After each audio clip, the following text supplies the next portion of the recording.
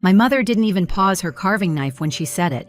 Your sister's family will always come first. You are always last. My father nodded as if it were weather, not a verdict. I didn't argue. I just said, good to know. That was the moment I stopped waiting for a place at their table. I pulled my money back, my time back, my plans back. Separate life, separate future.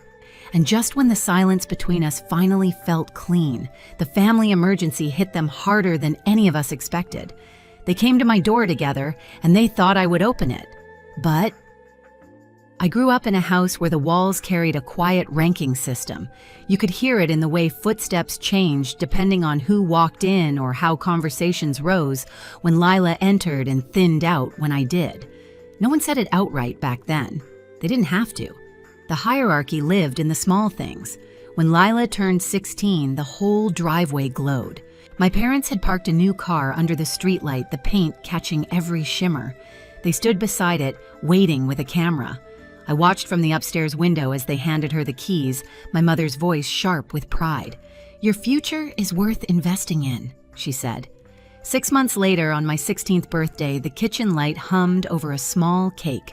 No candles, no surprise waiting outside, just my father sliding a simple card across the counter. We're proud of you, it said in printed letters. I smiled anyway. I knew the script. Lila got the spotlight. I got the quiet nod. College followed the same pattern. Lila received checks for tuition, for books, for the apartment near her campus. I got a lecture about responsibility and the satisfaction of earning my way. You're independent, my mother said, as if it were a flaw I'd chosen. You manage fine. So I did. I stocked shelves in the early morning, wrote code for small freelance projects at night, and saved every spare dollar for community college. During my last shift at the grocery store before fall semester, I remember looking at the break room fridge. Someone had taped a picture of their family vacation on it. Beaches, umbrellas, arms thrown over shoulders. It struck me, Lila had albums full of those moments. I didn't have a single family photo after age 13 where I wasn't standing on the edge of the frame. Graduation day for my associate degree came and went. My parents were out of town that weekend for Lila's baby shower. I crossed the stage alone, my name echoing in a hall of strangers. Afterward, I called home. My mother answered between errands. That's wonderful, honey, she said. But Lila's contractions started early and were helping her organize the hospital bag. I'll call you later. She didn't. When I transferred to a 4-year university on a partial scholarship, they called it a nice little achievement. Lila's wedding, however, was the event of the decade.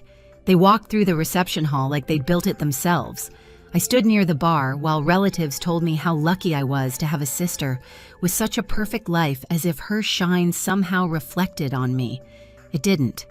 Not really. After I graduated with my engineering degree, after the long nights after choosing survival over sleep, more times than I could count, I waited to see if someone would notice. My mother congratulated me between pouring juice for Lila's toddler. My father asked if I had any prospects yet, while Noah talked loudly about refinancing their house. No one asked how I managed it alone. No one asked what I wanted next. By then I had learned to stop expecting space to open for me. I carved out my own small, at first, a few investments, strict budgeting, a quiet apartment with dim morning light. My name wasn't on the wall of family photos, but it was finally on my own lease, my own plans, my own future. Looking back, I can see the pattern clearly. Every celebration, every crisis, every season, Lila centered me orbiting. That was the day somewhere between the car keys I never held and the cake I blew out alone, I learned my place in this family. The message came late on a Wednesday, a short line from my mother family meeting Sunday. Important, no context, no question if I was free.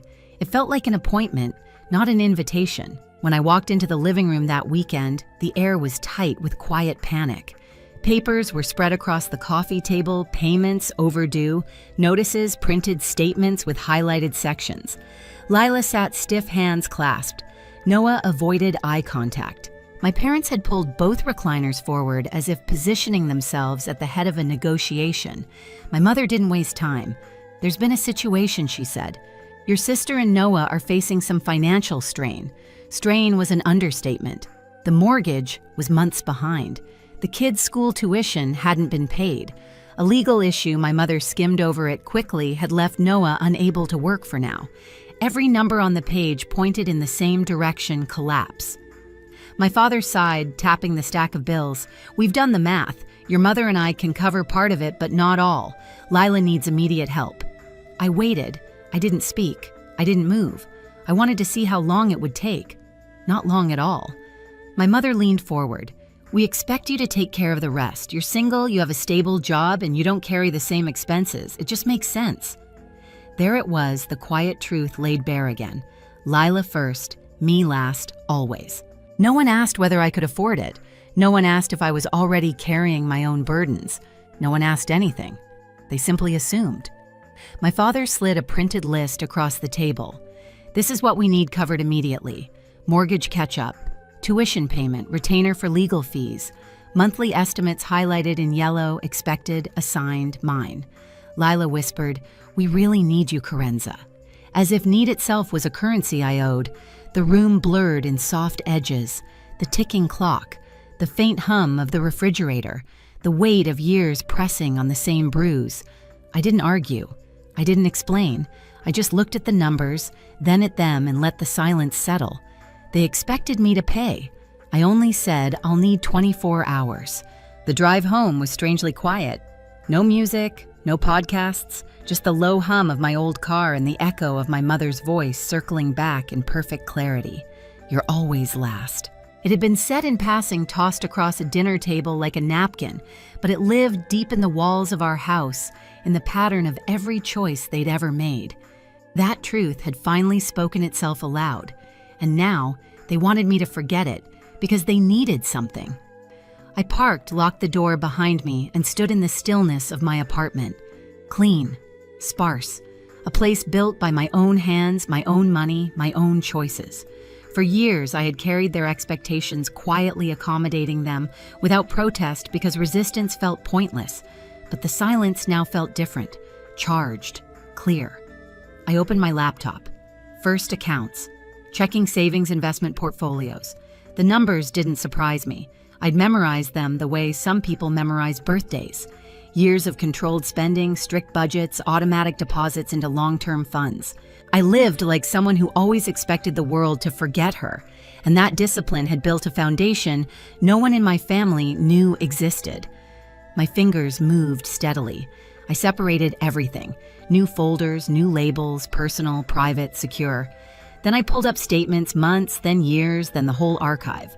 I dragged them into a fresh folder on my desktop. Independent was what I named it. It felt accurate. On the other side of the room, Ava set down a bag of takeout. She didn't speak. She didn't ask.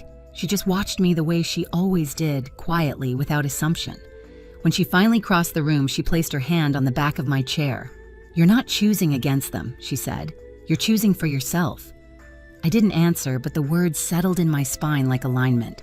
I opened a spreadsheet next. Columns, formulas, projections. I mapped out exactly what they had asked of me: mortgage, catch-up, school tuition, legal retainer, estimated monthly overflow. Numbers don't lie. And these numbers were not a request. They were a restructuring of my life to save someone else's. For years, they'd dressed it as love, responsibility, family duty. But I had been paying full price for a place I was never allowed to sit. The cursor blinked. I added another column. Terms. If I helped, and I wasn't sure I would, it would not be the way they expected. Not charity, not sacrifice, not the old cycle where pain was the price of belonging. I drafted the framework slowly, a loan with interest, a 5-year repayment plan, mandatory financial counseling, mandatory family therapy, written acknowledgement of the favoritism I had lived under for nearly 3 decades, a new structure for every future request written, proposals, clear limits, no guilt. Each condition was clean, neutral, administrative, nothing vengeful, everything fair. I printed the draft and set it aside. Then I reached for the next layer of the plan boundaries. I scrolled through my banking apps and removed every auto payment connected to family expenses, old holiday contributions, split purchases for Lila's kids, a streaming subscription my parents never reimbursed me for. Small things but symbolic. Quiet leaks I'd allowed for years. Delete, delete, delete. Each confirmation screen felt like a stone lifted off my chest. I went to my email next, typed a short message, saved it as a draft. If things escalated, I'd send it without hesitation. Simple, firm. I will not assume responsibility for decisions I did not make. My apartment was silent except for the soft hum of the heater kicking on. Ava sat on the couch now, legs folded beneath her, watching me without interrupting. There was no pity in her eyes, only recognition.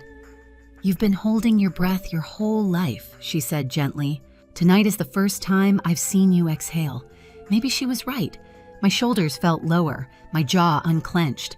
I returned to the table, gathered the printed pages into a neat stack and placed them inside a plain folder. No dramatic labels, no markings, just order. I imagined the scene tomorrow, my parents leaning forward, Lila wringing her hands, Noah rehearsing justifications, all of them assuming my 24 hours were spent finding a painless way to give them everything. They had no idea this silence was not submission. It was preparation. I closed the folder. I wasn't angry. Not anymore. Anger requires hope. Hope that someone will see you, choose you, treat you differently. I didn't hope for that now. I only wanted truth, structure, and a life that finally belonged to me. Iva's voice softened. "What happens tomorrow?" I slid the folder into my bag. I tell them I said that I don't fix what they break anymore. They were already seated when I arrived. Same living room, same recliners pulled forward, same stack of bills spread across the table like an altar built for urgency. But this time, something was different. I wasn't carrying guilt. I was carrying a folder. Ava walked beside me, quiet, steady. She took a seat near the window. She wasn't there to argue. She was there to witness. My mother clasped her hands. "Good. You're here. We can sort it all out now." My father exhaled with relief. "We knew you'd come through Carenza." Lila gave a trembling smile. "We really appreciate this." They were thanking me for a decision I had not made. I sat down, placed the folder on the table, and lifted the cover. Bank statements, investment summaries, retirement allocations, target date portfolios, stock option agreements, all neatly arranged. The room shifted. My mother leaned forward first, her eyes narrowing. What is all this?" I slid one page toward her. Context. My father reached for another, scanning the numbers. The rustle of paper was the only sound. He froze halfway through. It wasn't just the balance.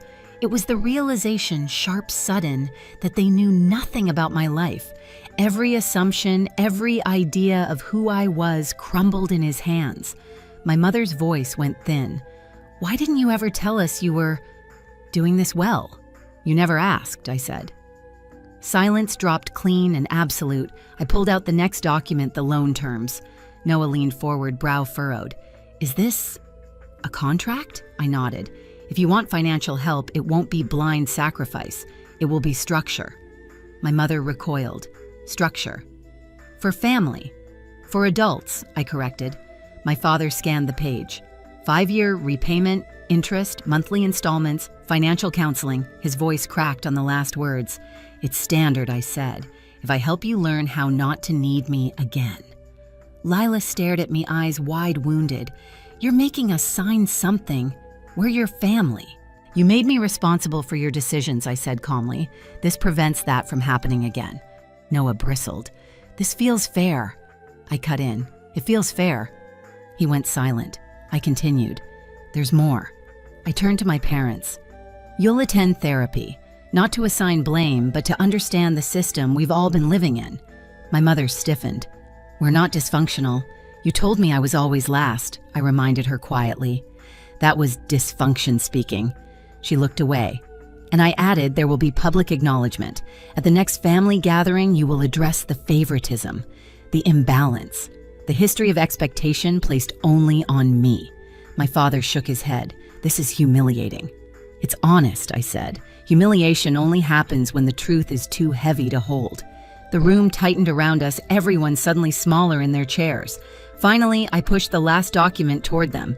"This is what you asked from me. Mortgage catch-up, tuition, legal retainer. These are your numbers. This is the cost of your choices." The terms sat openly before them, clear, neutrally, unemotional. My mother whispered, "You really won't help unless we agree to this." I met her gaze. I said, "Good to know at Thanksgiving." I meant it. Once I understood my place in this family, I stopped standing in the space you carved out for me. If I'm always last here, then I have to be first in my own life. No one spoke. I reached into the folder one more time and placed a pen on top of the contract. It rolled slightly, then stilled. "You have 24 hours, I said, the same time you gave me." My father swallowed hard, and if we say no, I stood lifting my bag. Ava rose beside me. Then I said, "You handle your own emergencies, just like I learned to handle mine." I walked to the door. Behind me, the room stayed frozen. 6 months passed before I walked back into that house.